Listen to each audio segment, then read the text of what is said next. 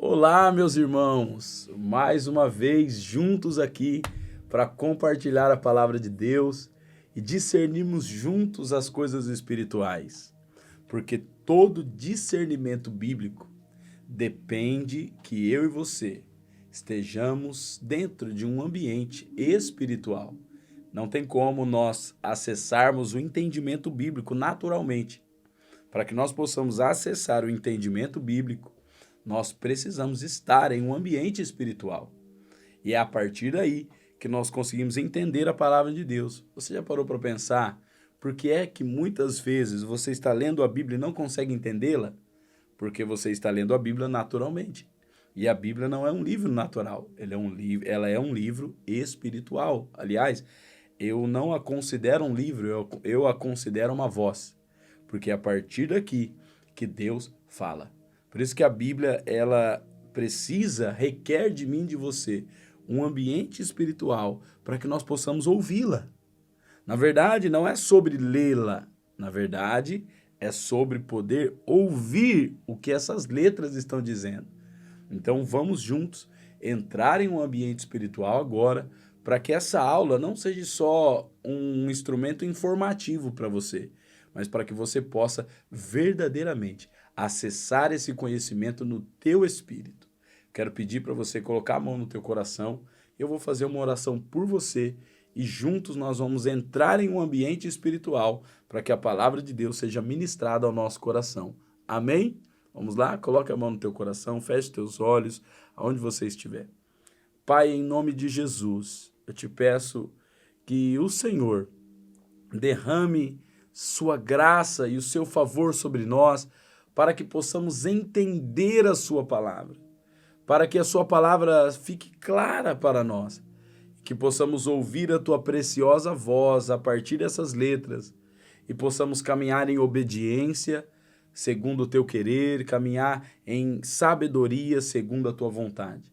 Pai, eu oro por cada um dos meus irmãos que estão assistindo agora essa aula, para que o teu Espírito encontre-o agora mesmo, trazendo a paz do Senhor sobre cada ouvinte, trazendo a tua bênção e a prosperidade do Senhor, em nome de Jesus. Guarda cada família, protege a fé de cada indivíduo, para que até o último dia estejamos nós flamejantes de amor por ti, em nome de Jesus. Amém e amém.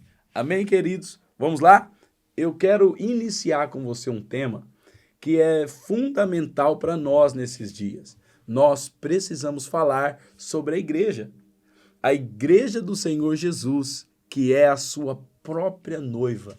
Nós, se tivermos o entendimento correto do que é a igreja do Senhor e quais são os principais pilares da igreja, nós, como membros dessa igreja, membros do corpo de Cristo, vamos saber qual é o nosso lugar. E uma das maiores dificuldades que eu percebo na caminhada cristã de muitos crentes é não conseguirem interagir com o corpo de Cristo, porque não estão traduzindo a igreja como ela realmente é. E se você não entende o que a igreja é, como você vai entender o que você é como um membro? Você só consegue fluir como um membro se você entender a coletividade do corpo, o que é a noiva de Cristo.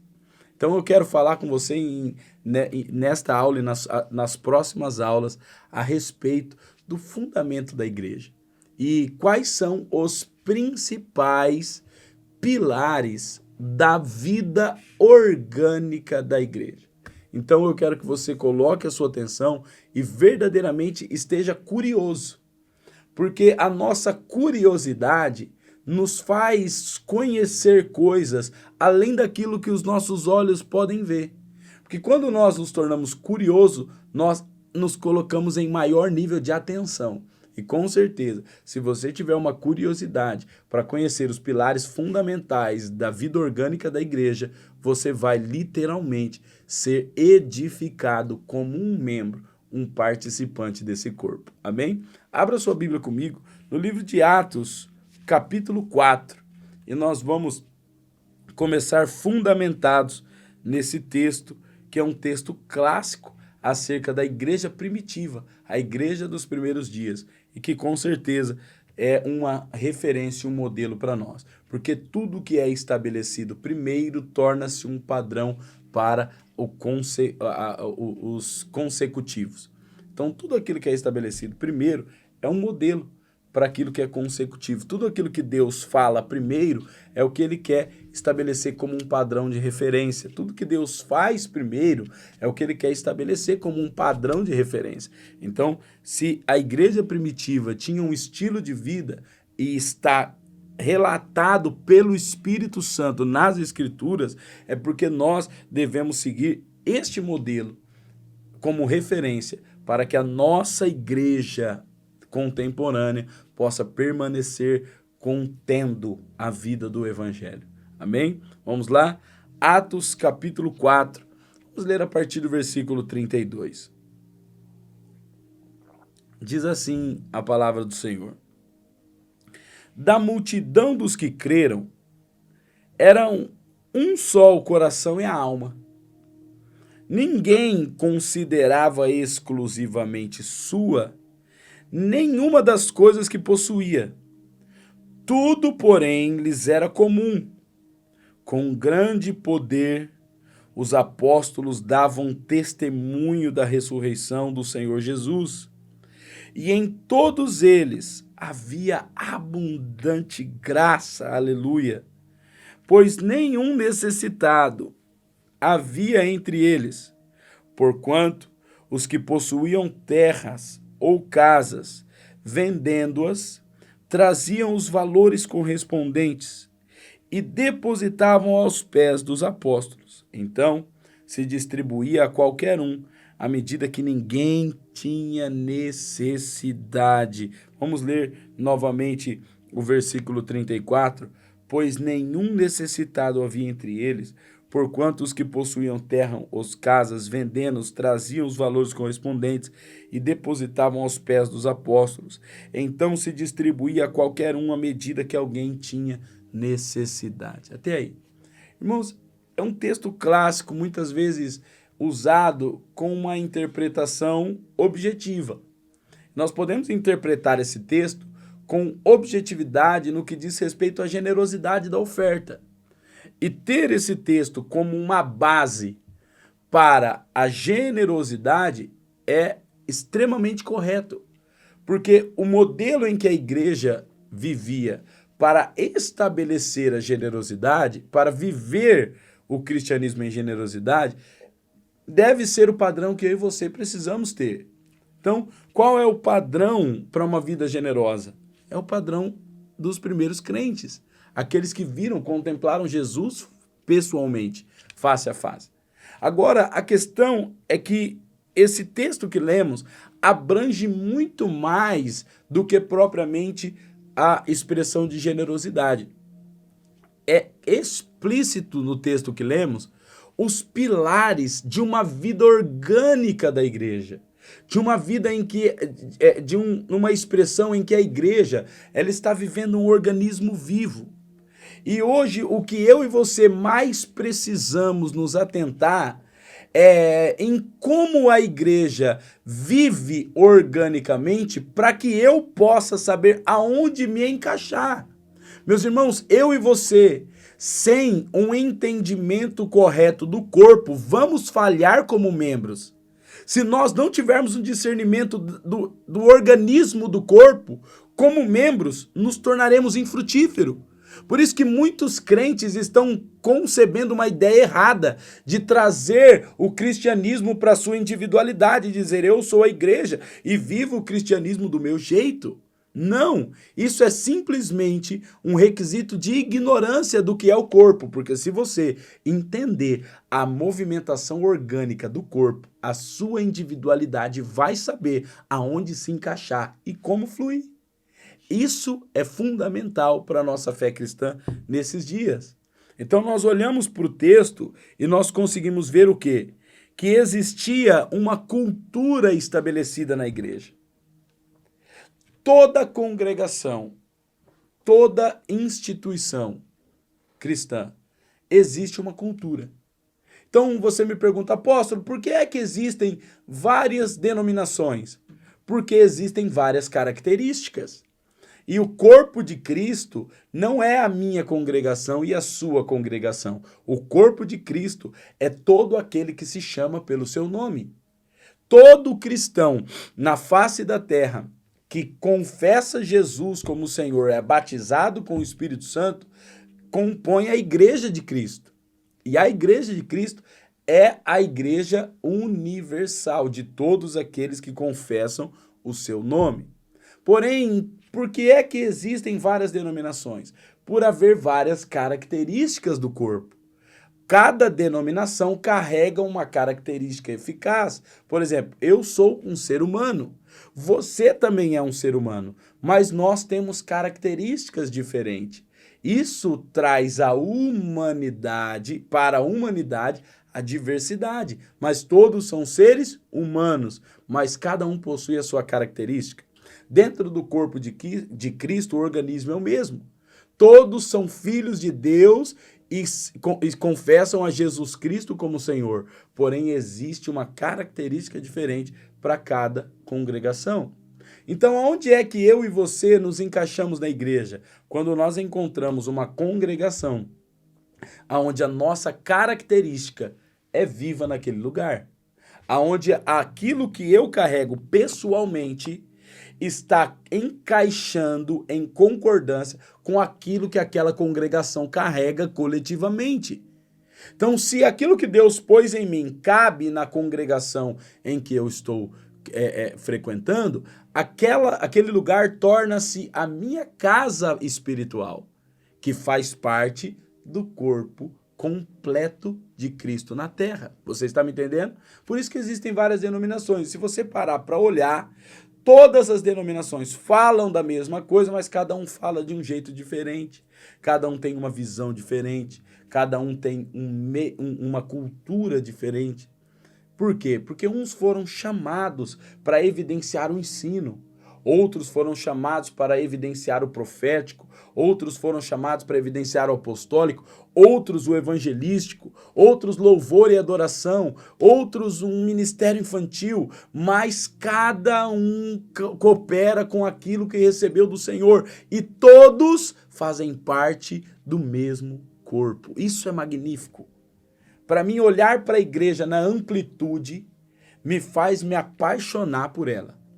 Olhar para a igreja na amplitude, saber que o Ministério Casa do Leão fala de Jesus dentro daquilo que Jesus concedeu a nós, mas a Assembleia de Deus fala de Jesus dentro daquilo que Deus concedeu para eles, a presbiteriana, a batista, e cada denominação carrega algo específico de Deus para falar do mesmo Senhor, o Senhor Jesus Cristo. Quando nós entendemos isso, fica mais fácil para a gente entender aonde que nos cabe. Porque quando você entende a amplitude do corpo de Cristo, você procura entender qual é a parte que a sua congregação carrega. E você sabe, cara, o que a minha casa espiritual carrega, qual a mensagem que a minha casa espiritual tem, é a mensagem que queima dentro do meu coração. Logo, realmente, eu sou um filho dessa casa paterna. Eu faço parte dessa casa paterna. Logo, você consegue suportar as crises, consegue suportar as adversidades, você vai ter problemas na congregação, você vai ter desconfortos na congregação, você vai ter crises na congregação, momentos fracos, momentos fortes, mas nada disso é motivo para você sair da congregação. Por quê? Porque você sabe que aquela é a sua casa e que você está sendo moldado, modelado, amadurecido por qualquer circunstância que você passe na sua família de fé. Mas quando você não entende a amplitude do corpo de Cristo, você vai sempre procurar um lugar que te agrada. Então você está em uma congregação, mas essa congregação aconteceu qualquer coisa de desconfortável que te chateou, e você fala, não, agora eu vou sair, eu vou mudar. E você vai para outra igreja. Gostei, mas quando acontece qualquer coisa que não tem conformidade com você, você sai. E você vai procurando outra. E você nunca consegue integrar o corpo de Cristo, que é a sua noiva. Porque integrar o corpo de Cristo requer que você esteja muito bem definido em uma casa espiritual para que você suporte as adversidades, os dias maus, os dias bons, as conquistas e as perdas. Que você possa compor uma casa espiritual para crescer, amadurecer e se desenvolver na fé. Posso ouvir um amém? Então, logo, o que eu e você precisamos ter é uma definição. Se você entende a amplitude do corpo de Cristo, você vai entender o que a sua casa espiritual carrega e integrar-se nela como um membro, para que você possa fazer parte do corpo literal de Cristo. Ok? Isso fica claro para mim. Porque se eu entendo aquilo que queima no meu coração e aquilo que está sendo construído pela minha casa espiritual, eu me torno um cooperador. E um cooperador não significa aqueles que trabalham pela mesma causa. Um trabalhador significa aqueles que estão suportando a construção daquela causa. Alguns pensam que somente trabalhar é que me faz ser um participante. Não. Muitas vezes também ser um suporte para os que trabalham também faz parte da causa. Ser um suporte para aqueles que estão construindo também faz parte da causa. Eu me lembro de uma passagem preciosa onde o rei Davi vai junto com os seus valentes para o combate e ele vence o exército inimigo e traz os despojos. Só que os mais velhos não puderam ir para a guerra. Eles estavam cansados. E eles ficaram guardando e protegendo a bagagem dos soldados que foram para a guerra. E os soldados foram para a guerra, guerrearam, derramaram sangue, mas trouxeram despojo, as conquistas da vitória. E o rei Davi disse: agora nós vamos repartir o despojo. Tudo aquilo que nós conquistamos do inimigo, nós vamos repartir tanto com os que combateram, quanto com os que ficaram para proteger a bagagem. Esses também merecem serem participantes, porque nós estamos edificando junto. Os que vão e os que sustentam são todos participantes da construção da obra de Deus.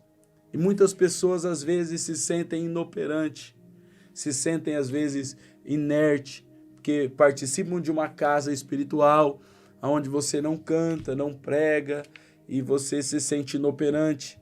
E você diz: eu não tenho como fluir, eu não tenho como trabalhar, mas simplesmente de estar na congregação, sendo pontual com seus compromissos, sendo pontual com seus horários, sendo um encorajador dos irmãos, sendo alguém fraterno no corpo, com certeza você está cooperando com a edificação. Eu digo para os colaboradores aqui de nossa congregação, eu subo todos os domingos para pregar para uma multidão de gente, mas eu só consigo estar ali porque tem pessoas fortes colaborando com toda a organização para que aquilo aconteça. Tem pessoas que estão olhando o carro, outros que estão cozinhando, outros que estão recebendo os irmãos, outros que estão cuidando do som, da iluminação, de toda a estrutura, da limpeza das cadeiras. E tudo isso coopera para que eu possa estar lá em cima, pregando o evangelho. Então, sem estes, o meu encargo seria insuficiente. Vocês estão me entendendo? Agora, fora esses que estão arrumando as cadeiras, servindo, arrumando o som, recebendo os irmãos, ainda tem os outros que chegam para participar do culto, mas que são pontuais nos horários, que são respeitosos com a liturgia do culto e estão ali honrando o serviço daqueles que com muita dedicação e comprometimento estabeleceram a organização literal de um culto a Jesus Cristo. Você vê como todos são importantes, como todos fazem parte. Agora, o mais importante de tudo não é você entender aonde você se encaixa para trabalhar. O mais importante é você entender quem você é em Deus e o que a sua casa espiritual carrega em Deus. Porque se você entender isso, você vai com certeza se sentir útil só de estar. Simplesmente de estar, você se sente útil. Por quê? Porque queima no seu coração aquilo que você está vendo a igreja edificar. E você está ali e diz, eu sou participante disso. Os meus dízimos, as minhas ofertas, a minha contribuição, o meu abraço, a minha solidariedade, a minha fraternidade, a minha piedade estão cooperando para que isso que está sendo edificado avance, glorifique Jesus e participe da noiva do Senhor. Uau! Eu duvido que um cristão definido tenha crises existenciais. Um cristão definido, ele não se importa com o que ele vai fazer. Ele se importa em estar vendo ser feito. Você entendeu? Um cristão maduro não se importa com o que ele está fazendo. Ele se importa com o que ele está vendo ser feito. Irmãos, eu sempre digo, maturidade é ver o cumprimento da obra, independente de quem faça. Isso é maturidade. É você ver a obra acontecendo, independente de quem está fazendo, mas a obra está sendo realizada, Jesus Cristo está sendo glorificado e simplesmente de eu estar ali pronto, eu sou um cooperador para que aquela obra aconteça. Isso é muito importante no seu entendimento. Então, como o primeiro fundamento, é necessário você ter essa visão ampla do que é a igreja. Diz que a igreja ela tem uma diversidade de características e cada característica carrega uma edificação. Agora você olha para o capítulo 4, versículo 32 que nós lemos, diz que da multidão dos que creram, uma multidão criam no evangelho, e da multidão dos que creram, eram o coração e a alma. E ninguém considerava exclusivamente sua, nenhuma das coisas que possuía. Tudo, porém, lhes era comum, e com grande poder os apóstolos davam testemunho da ressurreição de Cristo. E em todos haviam abundante graça. Medite precisamente nesse texto. Da multidão dos que creram, todos tinham o mesmo coração e a mesma alma. Não importa, não dizem que eles estavam fazendo a mesma coisa. Não dizem que eles estavam fazendo igual, mas dizem que eles tinham o mesmo sentimento e eles tinham a mesma alma, que significa mesmo pensamento e mesmo sentimento. Sabe que eu olho para a igreja de Cristo e eu vejo que a igreja de Cristo se encaixa aqui. Aonde houver um crente que tenha o mesmo coração e a mesma alma em relação ao cristianismo, ele está inserido dentro dessa multidão dos que creem, ele está inserido no corpo de Cristo. O corpo de Cristo, meu querido, não é aqueles que concordam com a maneira que você pensa. O corpo de Cristo é composto por aqueles que estão pensando a mesma coisa, porém de forma diferente. Contudo, que Cristo seja exaltado e glorificado, não importa como você veja, não importa como você pensa. O que importa é que o teu coração precisa desejar que Jesus Cristo seja anunciado com verdade, com santidade e com poder. Nós podemos ver no versículo 33 que com grande poder os apóstolos davam testemunho do quê? Da ressurreição do Senhor Jesus, e em todos eles haviam abundante graça. Então nós podemos ver no versículo 33 a chave para o fundamento dessa aula. Eles, com grande poder, eles davam testemunho da ressurreição de Jesus, e em todos haviam abundante graça. Poder, testemunho e graça eram evidentes na vida orgânica da igreja. E todos tinham o mesmo coração e a mesma alma em relação à expressão de poder, testemunho e graça que havia na igreja. Então, como é que eu sei que aquele grupo de crentes fazem parte do corpo de Cristo? Como eu sei que aquele grupo de pessoas, aquela casa espiritual, faz parte do corpo de Cristo? É porque eles estão simplesmente cantando para Jesus? Não. É porque eles têm uma boa oratória? Não! Mas é necessário que tenha poder, testemunho da ressurreição de Jesus Cristo e abundante graça. É isso que fazia com que essa multidão tinha o mesmo coração e a mesma alma. Eles tinham um só coração e alma, e ninguém considerava exclusivamente seu nenhuma das coisas que possuía. Porém, tudo lhes era comum, porque com grande poder os apóstolos davam testemunho da ressurreição do Senhor, e em todos eles havia uma abundante graça. Meu querido, entenda uma coisa, eu e você, não importa como nós vamos viver o cristianismo, o que importa é que o cristianismo seja vivido com sentimento verdadeiro e pensamentos verdadeiros, no poder de Jesus Cristo, no testemunho de sua ressurreição e na sua abundante graça. Nós precisamos voltar o nosso entendimento para isso, urgentemente. Senão, nós vamos ficar tentando definir com a nossa própria justiça qual igreja é a certa e qual é a errada. Nós vamos tentar definir qual igreja é de Deus e qual não é. Sendo que a igreja primeira tinha evidência do poder, da ressurreição de Jesus Cristo e da abundante graça. Isso era visto, não era falado, era visto. Por quê? Porque eles tinham tanta convicção no poder, tanta convicção na ressurreição de Cristo e tanta convicção na abundante graça, que eles vendiam seus bens, eles entregavam aos pés dos apóstolos, para que ninguém tinha falta de nada, eles tinham generosidade, eles tinham compaixão, misericórdia. Então hoje, de nada vale eu reunir os irmãos, nós precisamos ter generosidade, nós precisamos sermos misericordiosos, nós precisamos cuidar dos pobres, sem primeiro ter em nós um mesmo sentimento, o mesmo coração e a mesma alma, que crê evidentemente no poder de Deus, na ressurreição de Jesus Cristo, e em sua abundante graça.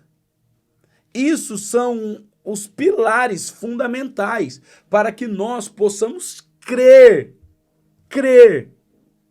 no Evangelho do Senhor Jesus. E a partir daí, crendo no poder, na ressurreição de Cristo e na abundante graça, nós não vamos ter dificuldade nenhuma em expressar generosidade.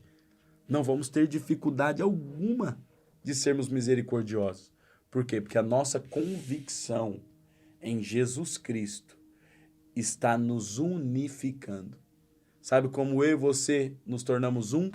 Tendo o mesmo coração. Eu e você, a gente não se torna um porque eu falo A e você fala B e a gente fala diferente. Não. A gente se torna um porque nós acreditamos na ressurreição de Jesus Cristo, em sua abundante graça que conquistou a salvação e as bênçãos espirituais em nosso favor, e também acreditamos no poder de Deus que sustenta as nossas vidas e nos concede tudo o que é necessário para nos mantermos firmes até a salvação. Até a consumação dos séculos. Meus irmãos, em nome de Jesus, o que nos unifica não é a nossa teologia, o que nos unifica é a nossa sinceridade. É a nossa sinceridade que nos unifica.